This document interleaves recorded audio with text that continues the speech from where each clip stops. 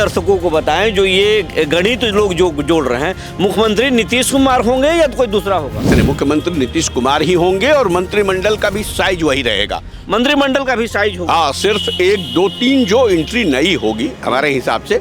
जैसे हम का तो पहले से सीट था ही यहाँ, लोजपा के 2 मंत्री बनाए जा सकते हैं और एक जो मंत्री है वो राष्ट्रीय लोक मोर्चा से आएंगे, यानी उपेंद्र कुशवाहा की पार्टी से आएंगे। विजय सिन्हा जो डिप्टी सीएम हैं, उनको जो है इस बार डिप्टी सीएम से हटाया जा सकता है।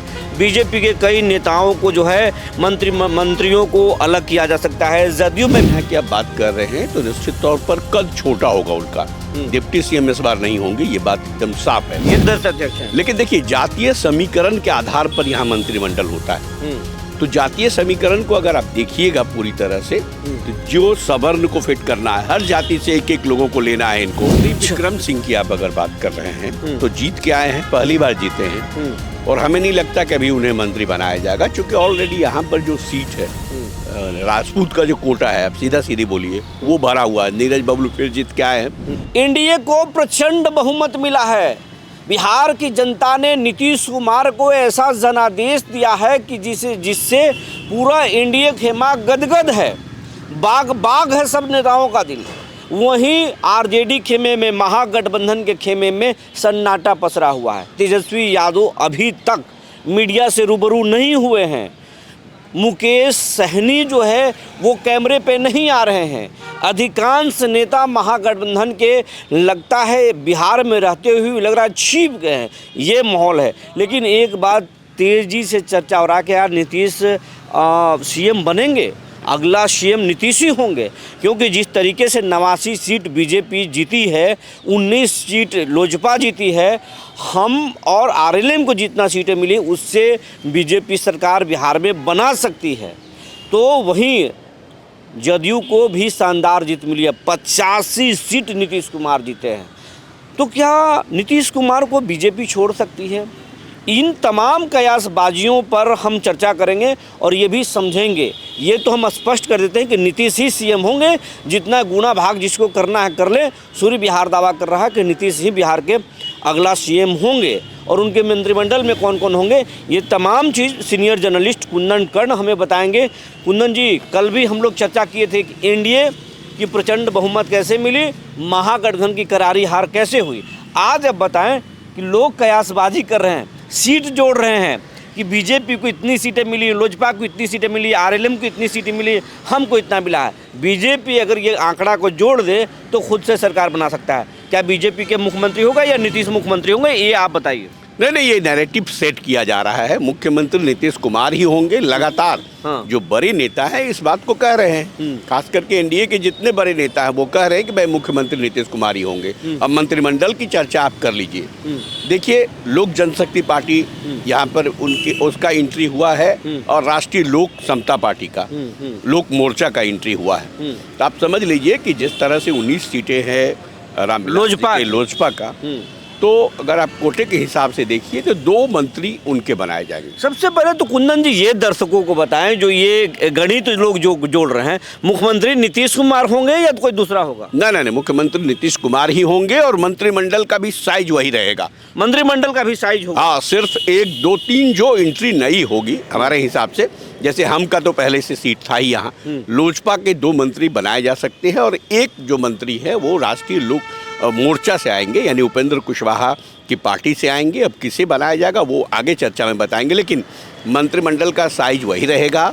अब जदयू कोटे के जो भी मंत्री का जो भी विभाग था लगभग वो चेंज होने वाला नहीं है, बीजेपी का भी नहीं होने वाला है। अलग से 2 जो दायित्व दिया गया था, जैसे अब देखिए मंगल पांडे जी विधि मंत्री भी थे और स्वास्थ्य मंत्री भी थे, तो ऐसे कई मंत्रालय भी बचे हुए थे, तो उसको ही इधर से उधर किया जाएगा। अंदर खाने से जो सूचना आ रही है, जो सूर्य विहार के पास सूचना है, उस पर आपसे मुहर लेना चाहते हैं, आपसे जानकारी लेना चाहते हैं, क्योंकि आप नीतीश के भी करीब जाते हैं, जदयू में भी पैठ बना के रखें, आरजेडी में बना के, हर दलों में आपकी पैठ है। हमारे पास जो जानकारी है कि विजय सिन्हा जो डिप्टी सीएम हैं, उनको जो है इस बार डिप्टी सीएम से हटाया जा सकता है।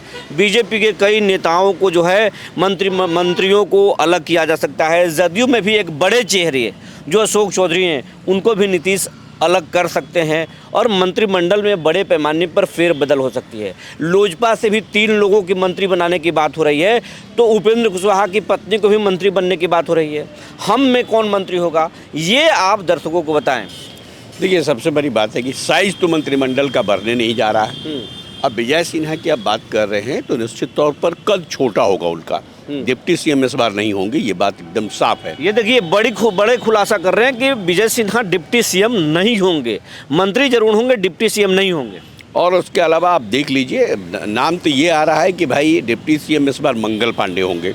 तो मंगल पांडे होंगे। मंगल पांडे संगठन का लगातार काम कर रहे हैं, बड़े कद के नेता हैं और इस बार चुनाव भी जीते हैं। पहली बार चुनाव जीते हैं, पहली बार चुनाव लड़े और पहली बार जीते हैं, तो उनका नाम आ रहा है। वहीं अगर देखिए मंत्रिमंडल में जो नाम आ रहा है, अगर लोजपा की आप बात कीजिएगा, सबसे पहले बीजेपी से कहा जा रहा है कि बीजेपी से और कुछ लोग, रेणु देवी, हाँ, वो उन लोगों को इस बार अगर कहे रोक दिया जाएगा, उन लोगों को स्टॉप किया जाएगा, क्योंकि जिस समाज से वो आते हैं उस समाज से कई नेता जीत करके यहाँ पर पहुँचे हैं। तो रेणु देवी को हटाया जा सकता है मंत्रिमंडल से, नया चेहरा आ सकता है। और देखिए, पुराने जो चेहरे हैं, खास करके जो जुझारू चेहरे हैं, जैसे प्रेम कुमार, इस बार जो है नम्मा बार जीत उन्होंने हासिल किया है, उन लोगों को मंत्रिमंडल में रखा ही जाएगा।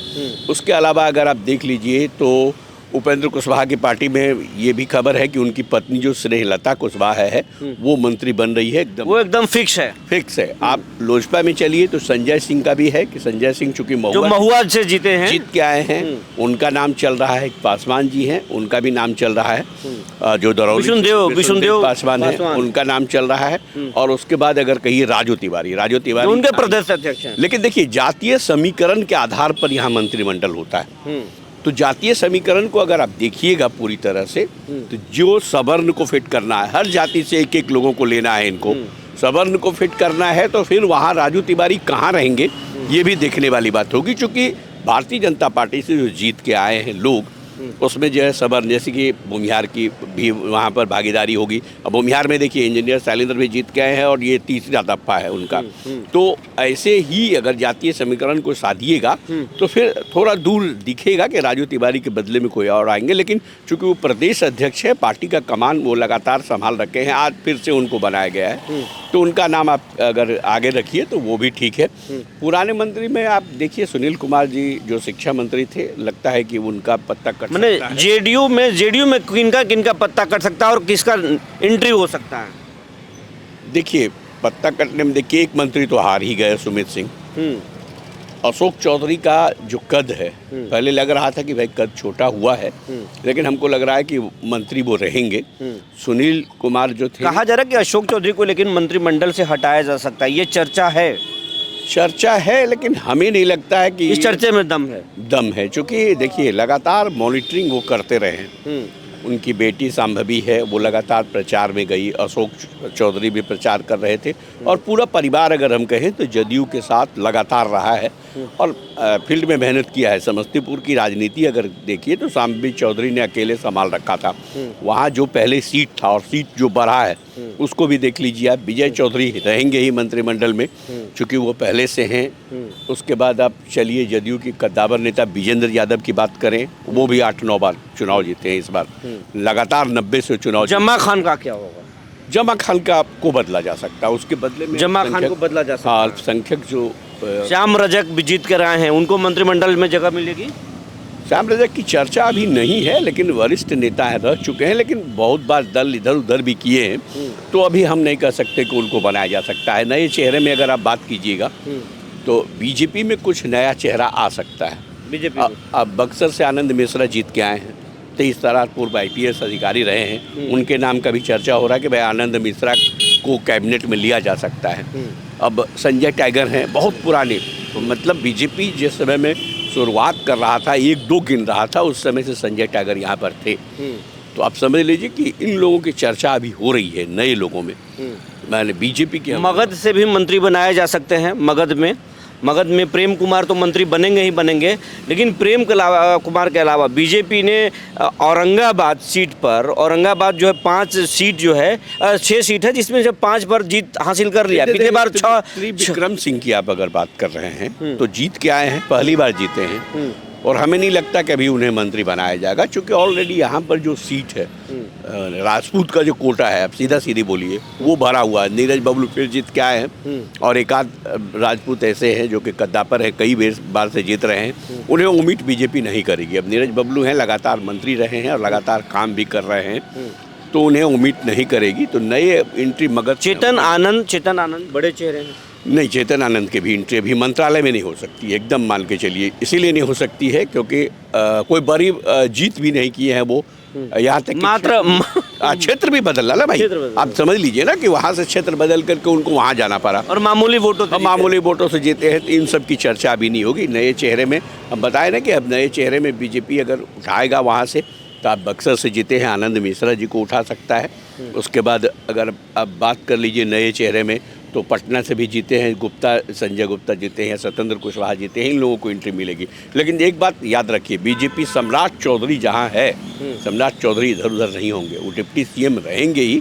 2 डिप्टी सीएम में हमारे हिसाब से एक मंगल पांडे रहेंगे और सम्राट चौधरी। विजय सिन्हा का कद इसीलिए विवादों में हमेशा रहते हैं। और नीतीश कुमार, देखिए मंत्रिमंडल भी जो बनेगा ना, वो नीतीश की मर्जी से चलेगी, नीतीश की मर्जी से चलेगी। 100% नहीं होगा, लेकिन सुझाव उनसे भी लेना होगा कि बीजेपी के किन नेताओं को हम आगे लाएं, किन को मंत्री बनाए। तो ये सब चीज भी देखना होगा, क्योंकि 5 दलों का गठबंधन है भाई, सबका जो है ना सहमति होना जरूरी है। और इस बार और ज्यादा मंत्रिमंडल विस्तार करना इन लोगों के लिए जो है कठिन है, क्योंकि ज्यादा सीटें जीत 2 नए दल जुड़ गए हैं ना। उपेंद्र कुशवाहा हैं, वो देखते हैं, संतोष मांझी को तो बनना तय है, वो एकदम बनना तय है। उपेंद्र कुशवाहा है, बात पर आप पिछले बार भी देखे कि जब वो सीट शेयरिंग हो रहा था बिदक जाते थे।